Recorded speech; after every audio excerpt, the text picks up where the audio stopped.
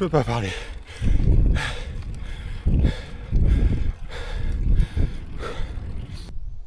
Bonjour à tous, je vous emmène aujourd'hui découvrir le Bike and Trail Challenge de Barcelone. Je vais enchaîner les 3 étapes en autonomie complète. Pendant que j'enchaîne les premiers kilomètres, je vous propose de découvrir le matériel que j'embarque. Let's go! Allez, je vous présente mon matériel rapidement. On va commencer par mes affaires de vélo avec le casque, lunettes photochromiques, le cycliste qui va aussi servir pour courir. Je ne vais pas avoir besoin de me changer. Avec le t-shirt, le buff, mes gourdes, chaussures ainsi qu'un maillot de corps, chaussettes, la veste réfléchissante, très important pour le départ mais aussi pour la fin de journée au cas où. Lumière avant, lumière arrière, le GPS. Là j'ai mon petit kit de réparation avec en plus la couverture de survie et aussi un cadenas. Et voilà, je vais vous montrer la configuration sur le vélo.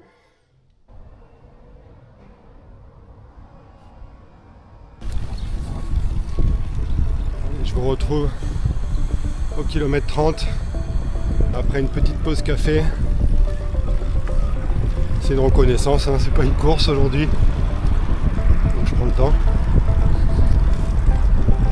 Je suis au pied de la seule difficulté du premier parcours, c'est la côte de Rat Penyat. Alors je crois que ça veut dire chauve-souris en catalan. Voilà, c'était le point culturel du jour. Vous aurez appris au moins quelque chose dans cette reconnaissance. Donc la côte de Rat Penyat, je crois qu'elle fait 6 km de long, avec quelques passages quand même à 23%. 23%, c'est chaud. Et oui, j'allais presque oublier le plus important, c'est le challenge Strava dans la montée de Rat Penyat. On va mettre en place un petit jeu et il y aura un prix pour celui qui monte cette côte le plus vite. Pour fin de cette première étape.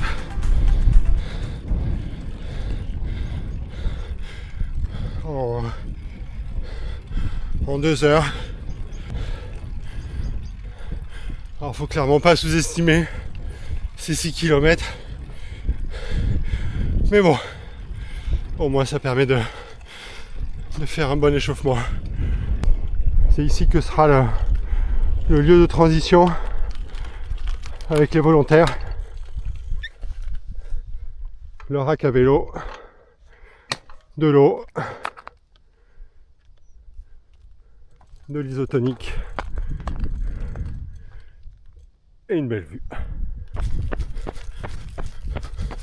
On a à peine commencé que je me suis déjà perdu. Je filme, je regarde pas la trace. C'est pas grave.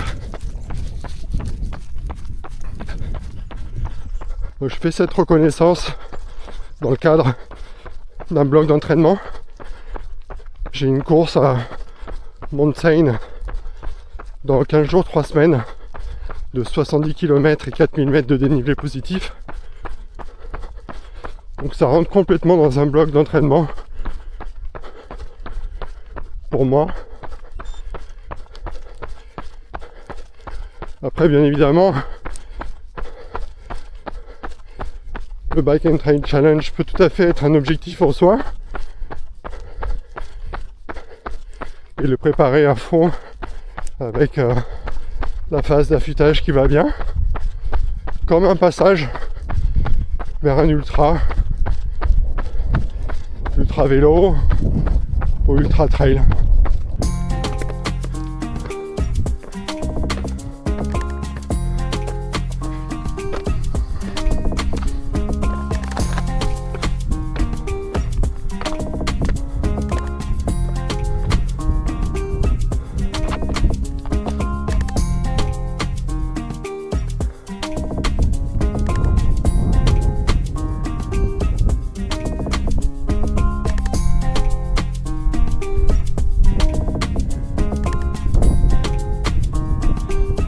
On est bien là.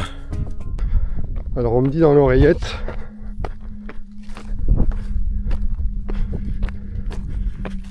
mais qu'as-tu fait de ton vélo? C'est une très bonne question. Donc mon vélo, il est caché derrière un buisson, attaché quand même avec mon petit cadenas, mais je l'ai caché. C'est clairement pas idéal de le faire en solo dans ces conditions. Et c'est aussi pour ça que c'est sympa de le faire avec une organisation, parce que là vous aurez des bénévoles, un rack à vélo et voilà, des personnes qui vont surveiller votre vélo pendant toute l'étape de trail. Ça c'est quand même assez confort.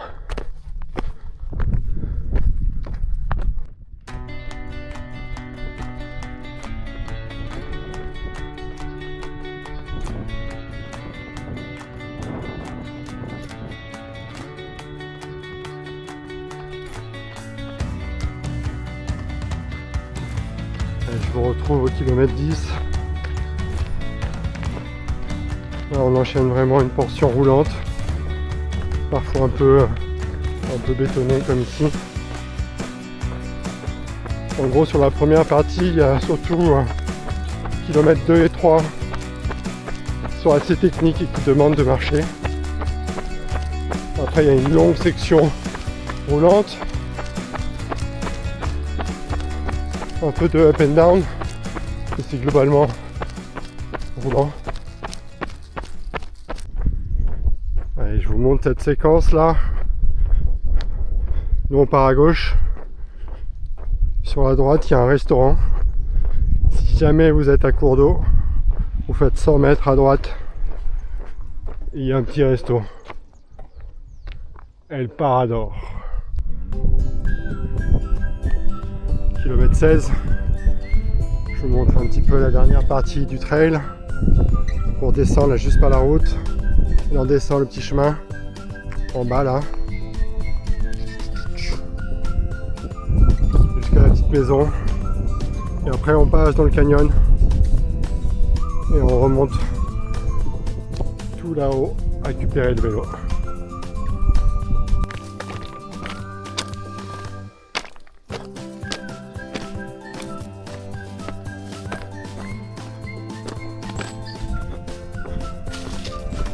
J'approche de la fin du trail.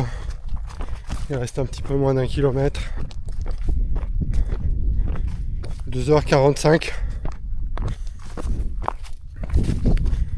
Gardez en tête mon UTMB index 498.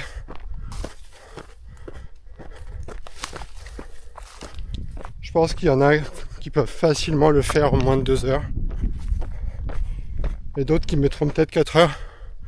Mais c'est ok, les barrières horaires sont assez grandes, donc il n'y a pas de souci avec ça. Allez, c'est parti pour la dernière étape. 80 km, 1000 mètres de dénivelé positif. Et quelques paysages de fou à traverser. Ça c'est la brigade du kiff. Mais là.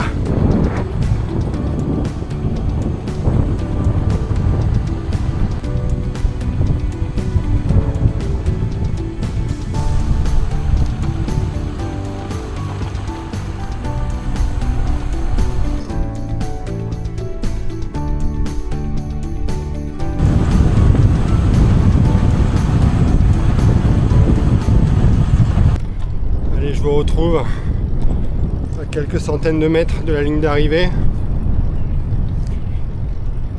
Il est 16h. Ça fait une bonne journée de 10 heures au total. Si on reprend un petit peu les chronos de ce matin, la première étape de vélo, ça m'a pris 2 heures. Le trail, 3. Et la dernière étape, 3h20, presque 3h30. Donc on est à 8h30 de temps effectif et un total de 10 heures. Alors sachant que j'ai fait une pause café ce matin, j'ai un peu filmé aussi, et les transitions et la petite pause déj. Voilà, c'est la fin de cette reconnaissance du Bike and Trail de Barcelone. J'espère que vous allez apprécier ces images. Moi j'ai passé une super journée, en plus la météo était top. Pour celles et ceux qui se sont inscrits à l'événement, je vous donne rendez-vous le 6 juin. Et pour les autres, n'hésitez pas à nous suivre sur les réseaux.